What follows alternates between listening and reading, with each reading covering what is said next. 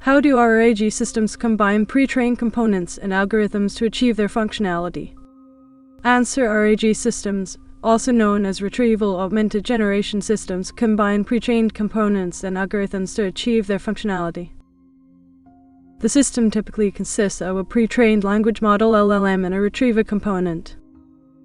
The LLM is a pre-trained large language model that is trained on massive text corpora to understand language patterns, structures, and representations. This pre-training enables the model to generate coherent and contextually relevant text. The retrieval component is an algorithm designed to search through a dataset or document corpus to find relevant information based on the input query. When a query is received, the retriever identifies relevant documents or passages from the corpus, and the retrieved information is then passed to the LLM.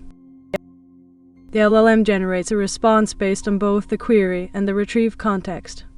This combination of pre-trained components and algorithms allows RAG systems to leverage external knowledge and generate high-quality responses.